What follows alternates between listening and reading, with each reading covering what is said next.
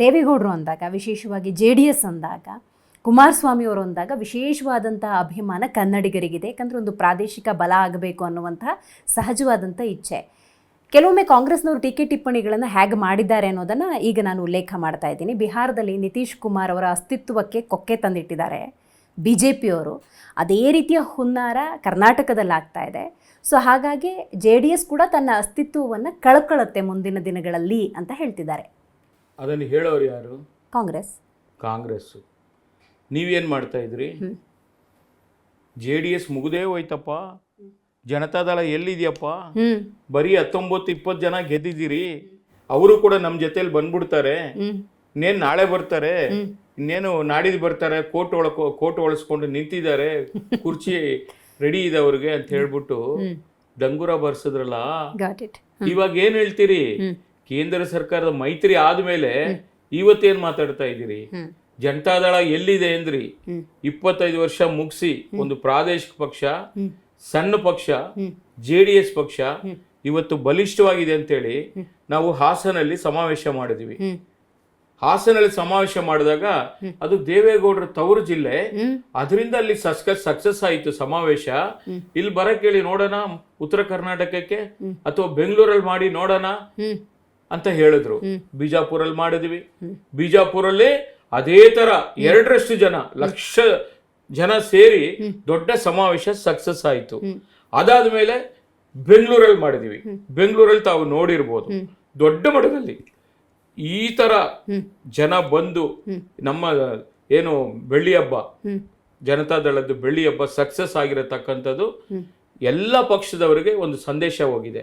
JDS ಬೆಂಗಳೂರಲ್ಲಿ ಕೂಡ strengthen ಇದೆ, ಬಲಿಷ್ಠವಾಗಿದೆ, ಬಲವರ್ತನೆ ಆಗಿದೆ, ಶಕ್ತಿಯುತವಾಗಿದೆ ಅನ್ನೋದನ್ನ ನಾವು ತೋರಿಸ್ಕೊಟ್ಟಿದೀವಿ. ಸ್ವತಃ ನಿಖಿಲ್ ಕುಮಾರಸ್ವಾಮಿ ಅವರು ಜಸ್ಟ್ ನಾಮಿನೇಷನ್ ಫೈಲ್ ಮಾಡಕ್ ಹೋದ್ರೇನೆ ಸಿಗುವಂತ ಜನಸಾಗರವನ್ನು ನಾವು ನೋಡಿದ್ದೀವಿ. ಕುಮಾರಸ್ವಾಮಿ ಅವರು ಬಂದ್ರೆ, ದೇವೇಗೌಡರು ಬಂದ್ರೆ ಜನಸಾಗರ, ಅದ್ರಲ್ಲಿ ಡೌಟೇ ಇಲ್ಲ. ಯಾಕೆ ಓಟಾಗಿ ಕನ್ವರ್ಟ್ ಆಗಲ್ಲ? ನಿಮ್ಮನ್ನು ಯಾಕೆ ಮತದಾನದ ಮೂಲಕ, ಮತಗಳ ಮೂಲಕ ಜನ ಬಲಿಷ್ಠ ಮಾಡ್ತಾ ಇಲ್ಲ? ಖಂಡಿತ ಇದು ನೀವು ವ್ಯಾಲಿಡ್ ಪಾಯಿಂಟ್ ಕೇಳಿದಿರಿ. ನಮ್ಮ ಮನಸ್ಸುಗಳಲ್ಲಿ ಕೂಡ ಅದು ಕೊರಿತಾ ಇರತಕ್ಕಂಥದ್ದು. ಇವತ್ತು ಏನಾಗಿದೆ, ದೇವೇಗೌಡರು ಮತ್ತು ಕುಮಾರಣ್ಣವರು ನಿಖಿಲ್ ಬಂದಾಗ ಜನ ಸೇರ್ತಾ ಇದ್ದಾರೆ, ಅದು ಓಟ್ ಆಗಿ ಪರಿವರ್ತನೆ ಆಗ್ತಾ ಇಲ್ಲ ಅನ್ನೋದು ನಿಮ್ಮ ಒಂದು ವಾದ. ಒಪ್ತೀನಿ. ಅದು ಮಾಡಬೇಕಾಗಿರೋದು ಯಾರು? ನಮ್ಮ ಕಾರ್ಯಕರ್ತರು. ನಮ್ಮ ಪಕ್ಷ ಅಧಿಕಾರಕ್ಕೆ ಬಂದಾಗ ನಾವು ಏನೇನು ಕಾರ್ಯಕ್ರಮಗಳನ್ನ ಕೊಟ್ಟಿದ್ದೀವಿ, ಏನೇನು ಕಾರ್ಯಕ್ರಮ ಮಾಡಿದೀವಿ ಅನ್ನೋದನ್ನ ಜನರಿಗೆ ಮನವರಿಕೆ ಮಾಡೋದ್ರಲ್ಲಿ ನಮ್ಮ ಕಾರ್ಯಕರ್ತರು ಎಡವಿದಾರ ಅಂತ ಹೇಳಿ ನಾನಂತ ಭಾವಿಸಿದ್ದೀನಿ. ಆ 2 ರಾಷ್ಟ್ರೀಯ ಪಕ್ಷಗಳು, ಒಂದು BJP ಮತ್ತೊಂದು ಕಾಂಗ್ರೆಸ್, ಈ 2 ರಾಷ್ಟ್ರೀಯ ಪಕ್ಷಗಳಿಗೆ ರಾಷ್ಟ್ರ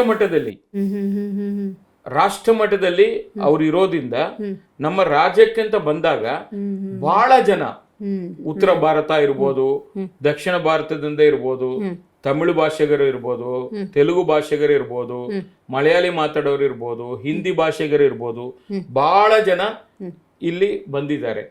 ಬಿಸ್ನೆಸ್ ವಿಚಾರದಲ್ಲಿ ಇರ್ಬೋದು, ಬೇರೆ ಬೇರೆ ರೀತಿಯಲ್ಲಿ ಬಂದು ಇಲ್ಲಿ ಸೆಟ್ಲ್ ಆಗಿದ್ದಾರೆ. ಅವ್ರಿಗೆಲ್ಲ ದೇವೇಗೌಡರು ಕುಮಾರಸ್ವಾಮಿ ಅವ್ರ ಬಗ್ಗೆ ಅಷ್ಟು ನಾಲೆಡ್ಜ್ ಇರಲ್ಲ. ಅವರು ಪ್ರಾದೇಶಿಕ ಹಿನ್ನೆಲೆಯಲ್ಲಿ ಅಲ್ಲಿ ಅವ್ರದ್ದು ನೋಡಿರ್ತಾರೆ, ರಾಜ್ಯದಲ್ಲಿ ಲೋಕಲ್ಲು.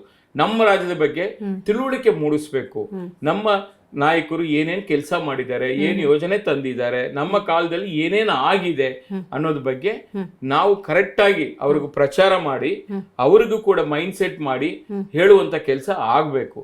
ಅದನ್ನ ಮುಂದಿನ ಚುನಾವಣೆಯಲ್ಲಿ ಮಾಡ್ಬೇಕು ಅಂತೇಳಿ ನಾವು ಕೂಡ ಪ್ಲಾನ್ ಮಾಡ್ಕೊಂಡಿದೀವಿ. ಅಲ್ಲಿ ನಾವು ಎಡವಿದೀವಿ, ನಿಜ ನೀವು ಹೇಳಿದ್ದು. ಓಟ್ ಆಗಿ ಪರಿವರ್ತನೆ ಆಗಿಲ್ಲ. ನಮ್ಮ ಬೂತ್ ಮಟ್ಟದ ಕಾರ್ಯಕರ್ತರನ್ನ ನಾವು ಸ್ಟ್ರೆಂಥನ್ ಮಾಡ್ಬೇಕು. ಅಲ್ಲಿಂದ ಶುರುವಾದ್ರೆ ಮಾತ್ರ ಎಲೆಕ್ಷನ್ ಫೇಸ್ ಮಾಡಕ್ ಆಗುತ್ತೆ. ಅವ್ರಿಗೆಲ್ಲ ರೆಡಿ ಇರ್ತಾರೆ. ಓಟ್ ಹೋಗೋ ಟೈಮಲ್ಲಿ ಬೇರೆಯವ್ರಿಗೆ ಓಟ್ ಹಾಕ್ಬಿಟ್ರೆ ಮುಗಿದೋಯ್ತಲ್ಲ, ಅದು ಆಗ್ಬಾರ್ದು. ಆ ಮೈಂಡ್ ಸೆಟ್ ನ ಅವ್ರಿಗೆ ಕ್ಯಾರಿ ಮಾಡಬೇಕು. ಅದಕ್ಕೆ ಏನೇನು ಸ್ಟ್ರಾಟಜಿ ಮಾಡಬೇಕು ಅದನ್ನೆಲ್ಲ ಕೂಡ ಈ ಚುನಾವಣೆಯಲ್ಲಿ ಮಾಡುವಂತ ಸಿದ್ಧತೆಗಳನ್ನ ನಾವು ಮಾಡ್ಕೋತಾ ಇದ್ದೀವಿ.